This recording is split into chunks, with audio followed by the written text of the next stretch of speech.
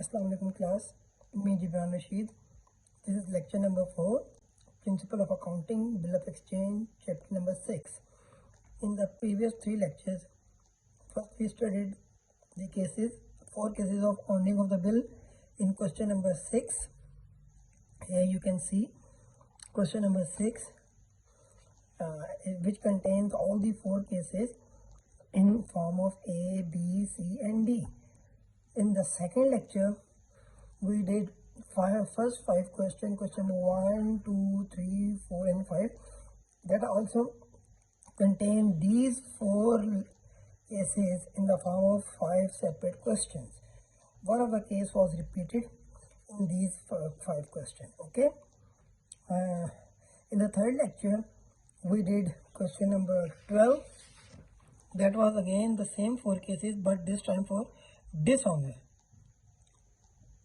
And now today in lecture number 4, we will do exercise problem question number 7, 8, 9, 10 and 11. ठीक है जी, start करते हैं। बिस्मिल्लाहिर्रहमानिर्रहीम। जो क्वेश्चन नंबर 6 था उसमें 4 केसेस थे।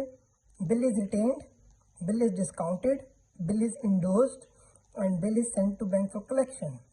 इन्हीं 4 केसेस को इन पहले 5 क्वेश्चन पे डिवाइड किया गया। हर एक जो क्वेश्चन है वो एक केस था, सिवाय क्वेश्चन नंबर 5 के, जिसमें 2 केसेस मिला दिए गए, एक बिल इंडोर्स वाला और बिल डिस्काउंट वाला। ये 2 मिला के रिपीट करके दोबारा दिया गया।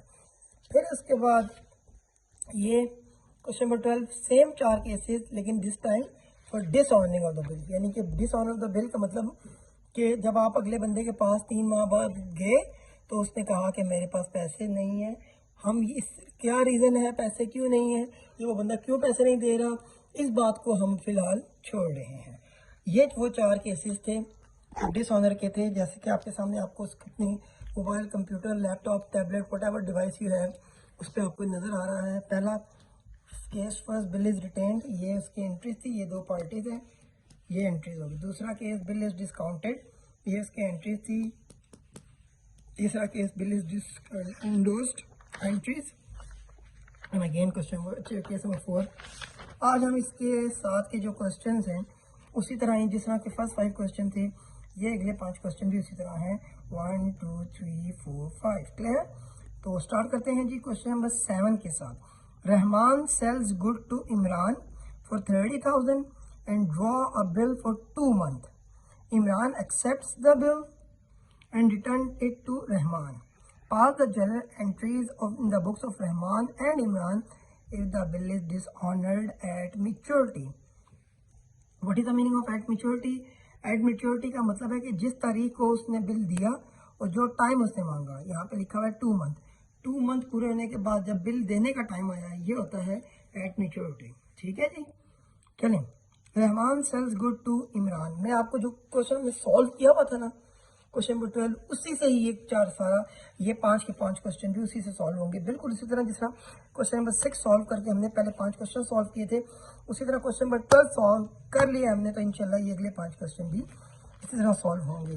तो ये देखें आप, ये कह रहा है Rahman sells good to Imran for 30,000।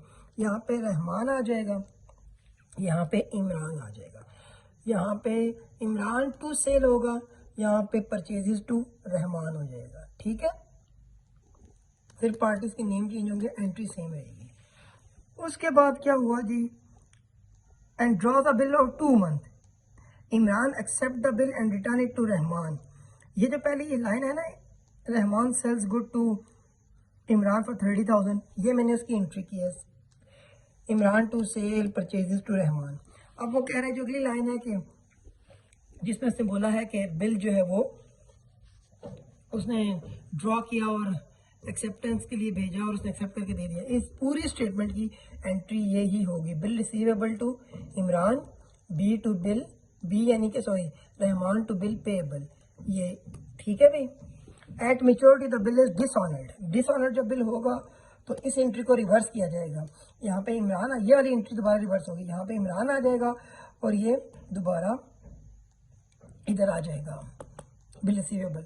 इस केस पे हमने ये सपोज किया था कि नोटिंग चार्जेस वो नोटिंग पब्लिक नोटरी या नोटरी पब्लिक को वो भेजेगा ताकि बिल को स्ट्रॉन्ग एविडेंस बनाया जा सके, लेकिन इस क्वेश्चन में उसने ऐसा जिक्र नहीं किया, लिहाजा ये वाली एंट्री नहीं होगी। वो 30,000 और बिल रिसीवेबल 30,000 ही आएगा। और यहाँ पे bill payable 30,000 NC noting charges या ट्रेड एक्सपेंस के नाम से कोई एंट्री नहीं होगी, सिंपल यहाँ पे रहमान आ जाएगा। ठीक है, ये है क्वेश्चन नंबर 7।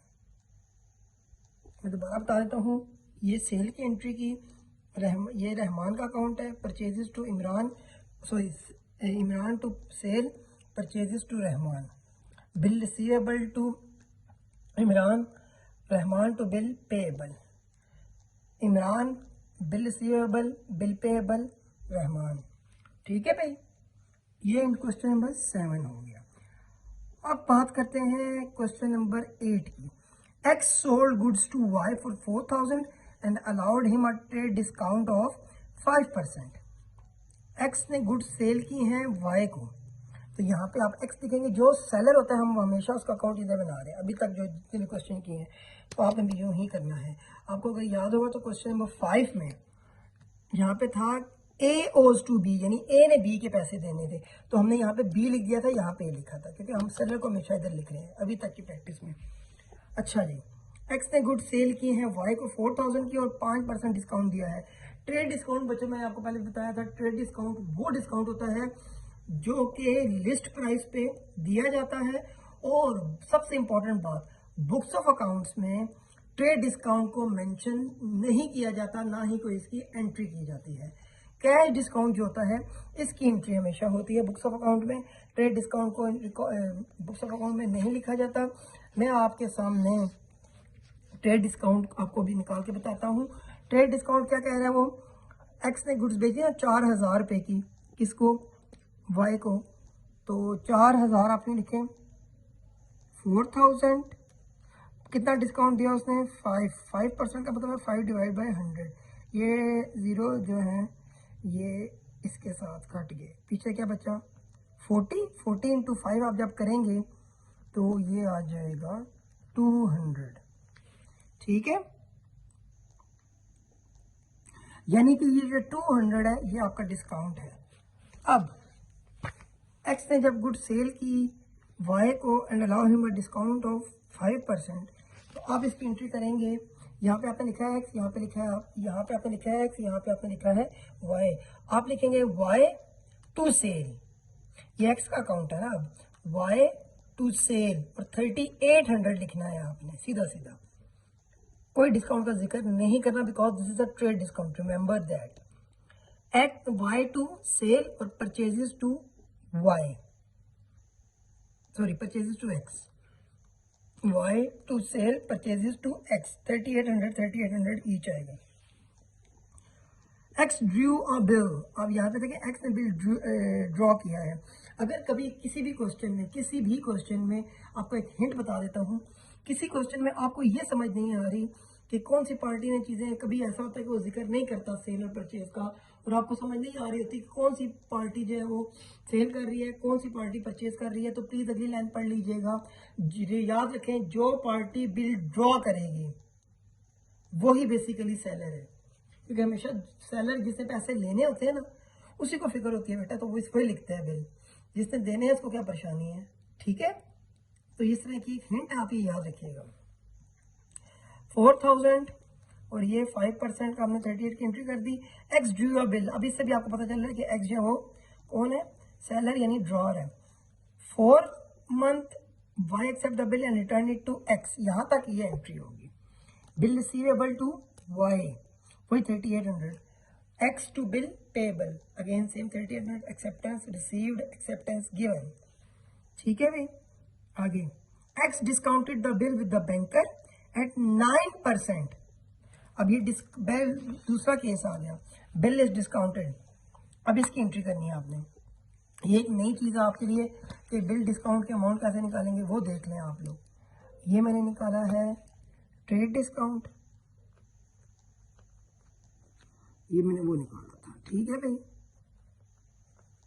यहाँ पे मैं bill discounted by bank, bank discount मैं वो निकाल रहा हूँ। ये रेट आपने कैलकुलेट करना होता है, कितना है भाई, 9% है। सबसे पहले आपने बिल की अमाउंट लिखनी है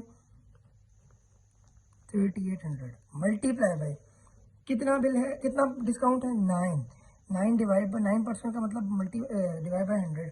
और ये इसके आगे ये देखना है कि ये पूरे साल का असल में जो है ना रेट है। आपका बिल है ही 4 मंथ का, तो आपने 4 माह के लिए निकालना है। Multiply by 4 divide by 12। ठीक है जी। ये 4 मैंने क्यों लिखा, क्योंकि 4 माह का बिल था, ये क्वेश्चन में उसने मेंशन किया हुआ है। 3800 इंटू 9 और 4 जो डिवाइड बाई 12 थी, तो ये पूरे साल का रेट है, हमें 4 माह का निकालना है सिर्फ। इसमें 4 1 ज़ा 4, 4 3 ज़ा 12, 3 1 ज़ा 3, 3 3 ज़ा 9 और 00 से कट गया। अब 38 बचा है। 38 इंटू जब आप करेंगे 3 तो आपका आंसर आ जाएगा 114। अभी मैं कैलकुलेटर यूज नहीं कर सकता because right now I don't have right now calculator, separate calculator. I do have a calculator in my mobile but right now I am making a video, that is why I can not open calculator. ठीक है, तो इसे मैंने manually करके बताया है आपको। 114 ये है आपका डिस्काउंट। क्लियर? एक बार फिर देख लें, ये बिल की अमाउंट थी, ये रेट था जो डिस्काउंट का रेट क्वेश्चन में गिवन था। तो ये 4 डिवाइड बाई 12 मैंने किस लिए लिखा, क्योंकि उसने बोला है कि बिल जो है ही 4 मंथ का, ये तो पूरे साल का रेट था ना, इसलिए इधर आ जाएगा। यहाँ पे आप लिखेंगे, पहले आप वही सेल वाली एंट्री करेंगे, Y to sale purchases to X, bill receivable to Y, X to bill payable. Bank 3800 rupees में से आपने माइनस करना है 3800, आप ये एंट्री करेंगे, bank discount to bill receivable, ये टोटल आ जाएगा 3800। डिस्काउंट आपका आया है 114। 3800 में से 114 माइनस करेगा बैंक, माइनस करने के बाद जो भी अमाउंट आएगी यहाँ पे वो आपने लिखनी है। ठीक है,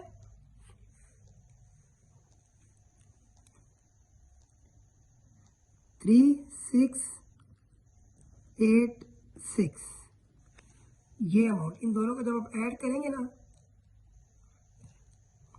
तो ये यही अमाउंट बनेगी। ये करेगा एंट्री एक्स, क्योंकि एक्स ने बिल डिस्काउंट करा। वाई इस केस में कोई एंट्री नहीं करेगा, क्योंकि बिल डिस्काउंट एक्स ने करवाया, पैसे भी एक्स को मिले हैं, वाई को कुछ हुआ ही नहीं है, तो और वैसे भी उसको कोई लेना देना नहीं है, इसलिए उसने कोई एंट्री नहीं की। हाँ, जब टाइम पूरा हुआ, ये देखिए, on the due date the bill was dishonoured by Y. अब बिल डिसऑनर्ड हो गया ना, तो ये क्या एंट्री करेगा, ये कहेगा मैंने वाई से लेने हैं और बैंक को देने हैं। वाई डेटर हो गया, बैंक क्रेडिटर हो गया, अमाउंट 3800 आएगी। यहाँ पे हमने नोटिंग चार्जेस डाले थे। ये बिल पेएबल टू एक्स कर देगा 3800। क्लियर? ठीक है भाई। Question number 9, X draws a bill for 10,000 on Y, who accept the bill and return it to X on the same date for 3 month। अब इसमें देखिए सेल की एंट्री नहीं है, उसने डायरेक्टली शुरू कर दी है एक्स ड्रॉ। आपको पता चल गया कि एक्स जो है वो कौन है, एक्स सेलर है, तो आप इसको यूं लिखेंगे एक्स वाई। ये वाली एंट्री नहीं होगी क्योंकि सेल परचेज का जिक्र ही नहीं है। यहाँ पे आए, bill receivable to Y, X to bill payable, bill receivable to Y, X to bill payable. ये मैंने इस स्टेटमेंट को पढ़ के ना, ये पूरी स्टेटमेंट का यहाँ तक यही है। मैंने आपको पहले जितने भी क्वेश्चन करवाए हैं, माशाल्लाह 12 क्वेश्चन कर रहे हैं, सब में मैंने आपको बताया कि आपने स्टेटमेंट पढ़नी है, स्टेटमेंट वाइज एंट्री होगी। और ये जो बिल एक्सेप्टेंस वाली स्टेटमेंट होती है, A draws a bill for 3 month and give it to B, who accept the bill and return it to A, इस पूरी लाइन की एंट्री ये होगी। ठीक है, अब क्या हुआ अभी, वो ये कहता है एक्स, ये क्वेश्चन नंबर 9 था, मुझे लगता है हम ये पढ़ चुके हैं, कर चुके हैं, सॉरी। हम अब करेंगे क्वेश्चन नंबर 10 पे, 10 हमने करना है, चलिए कोई बात नहीं। On 1 September 2015 A owes B, A owes B, ओ मैंने आपको पहले बताया था ओज किसे कहते हैं, ओज का मतलब होता है कर्जदार, पैसे देने हैं। ये हम पहले पढ़ चुके हैं एग्जैक्टली क्वेश्चन नंबर 5 में। ए ओज बी, ए ओज बी सेम चीजें लिखी हुई हैं अभी, ठीक है। इसमें ए ओज बी का मतलब ए ने बी के पैसे देने, तो यहाँ पे आप बी लिखेंगे क्योंकि सेलर हम यहाँ पे लिख रहे हैं, ए यहाँ पे लिखेंगे। A owes B give him an acceptance of 3000 rupees, और इसने एक्सेप्टेंस दे दिया तो simply directly bill receivable to B, A to bill payable 3000 rupees आ जाएगा। B endorse the bill in favour of C. अब अगर आपको समझ नहीं आ रही, देखिए इंडोर्स बी ने किए तो जाहिर है जिसके पास बिल होगा वो इंडोर्स करेगा ना। तो बिल किसके पास होता है? बिल एक्सेप्ट होने के बाद हमेशा ड्रॉर के पास होता है, जिससे पैसे लेने होते हैं, यानी सेलर। बी ने इंडोर्स कर दिया सी को। अब ये वाला केस है, सी को जब इंडोर्स करेगा, ये बी का अकाउंट है तो यहाँ पे सी आ जाएगा क्योंकि उसकी लाइबिलिटी तो खत्म हो गई है, एसेट था वो भी खत्म हुआ तो क्रेडिट हो जाएगा। सी टू बिल रिसीवेबल, ये कोई एंट्री नहीं करेगा, ए को कोई परवाह नहीं, आप जिस मर्जी को दें या whatever you do with the bill. उसके बाद bill is discounted dishonoured by A on the due date. जब 2 माह गुजरे, 2 माह बाद बिल डिसऑनर्ड हो गया। अब बी क्या कहेगा? मैंने ए से लेना है, सी को देना है, ए डेबिट सी क्रेडिट, और ये बिल पेएबल टू, ये कहेगा मैंने बिल पेएबल टू ए करना है क्योंकि इसका असल में जो एटर है वो तो ए ही है ना, ठीक है भाई। ये आपका हो गया क्वेश्चन नंबर 10। अब बात करते हैं क्वेश्चन नंबर 11 की।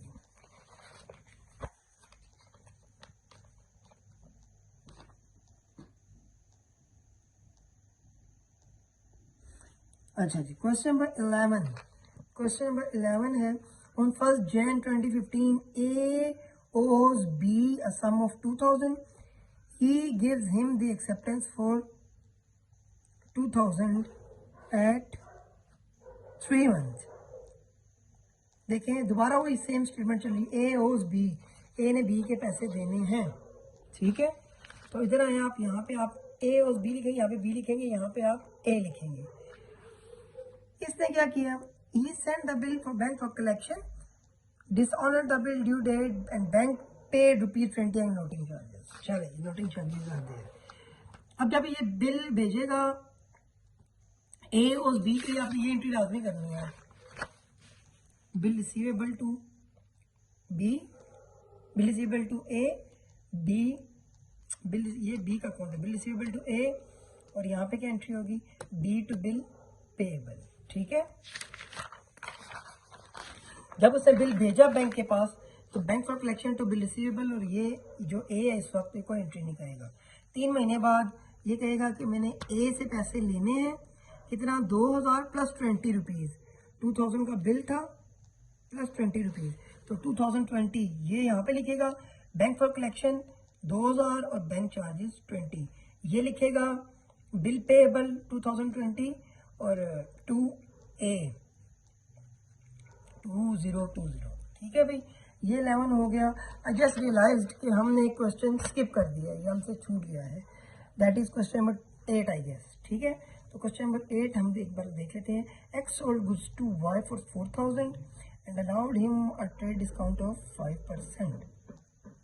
एक्स ने गुड्स सोल्ड की हैं वाई को और 5% डिस्काउंट दिया था। डिस्काउंट मैंने आपको बताया था यूँ निकालना है, 4000 इंटू 5 डिवाइड बाई 100 और 200 रुपीज़ आ जाएगा, लेकिन आपने इसका जिक्र नहीं करना बुक्स में। X draw a bill for 4 month, उसने बिल 4 मंथ का दिया, रिटर्न कर दिया। Due date bill is dishonoured, ये भी इसके पास था, उसने नोटिंग चार्जेस दिए, पहले वाला केस। यहाँ पे आपने लिखना है एक्स, यहाँ पे लिखना है Y, Y to sale purchases to x 3800 rupees, clear.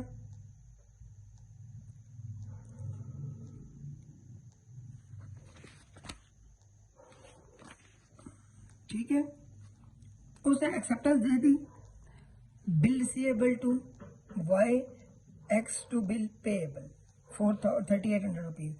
Due date पे बिल डिसऑनर हो गया, ये लिखेगा वाई कितना नोटिंग चार्जेस दिए 25 रुपीज, ये लिखेगा वाई 3825, बिल रिसीवेबल 38, कैश 25, ये 25 रुपये कैश गया। बिल पेएबल 38, ट्रेड या नोटिंग चार्जेस 25 और वाई एक्स 3825, ठीक है। यहाँ पे एक चीज़ और देख लें, यहाँ पे जो क्वेश्चन नंबर 9 था ना, हमने ये स्टेटमेंट मिक्स कर दी थी। 4000 का हमने डिस्काउंट निकाल लिया था, जो डिस्काउंट 4000 पे था, लेकिन यहाँ पे 10,000 है।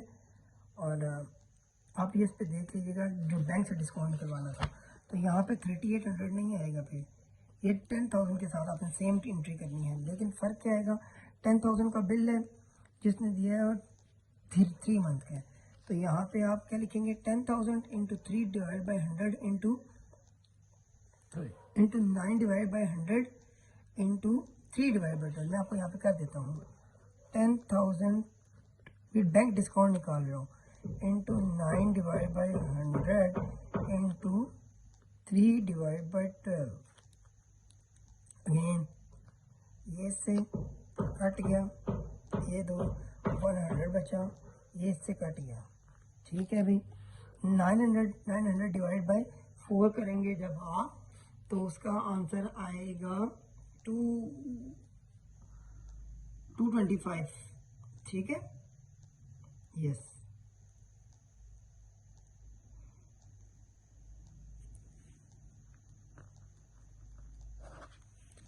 अब आप क्या करेंगे, यहाँ पे वही 225 को 10,000 में से माइनस करेंगे, वो यहाँ पे लिखे 225, यहाँ पे लिखे बिल रिसीवेबल 10,000 देंगे। क्लियर जी, ये है आपके 12 क्वेश्चन। आपके 12 क्वेश्चन हो गए हैं।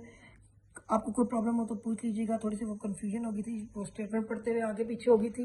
बहरहाल उम्मीद है आपको क्लियर हो गया होगा, मैंने क्लियर कर दिया। लेकिन फिर भी if you find any ambiguity, if you have any ambiguity, if you find something that is beyond your understanding level or something that needs extra explanation, I will always be there for you. So you can ask me in comment sections. Okay ji, Allah Hafiz. Do take very good care of yourself.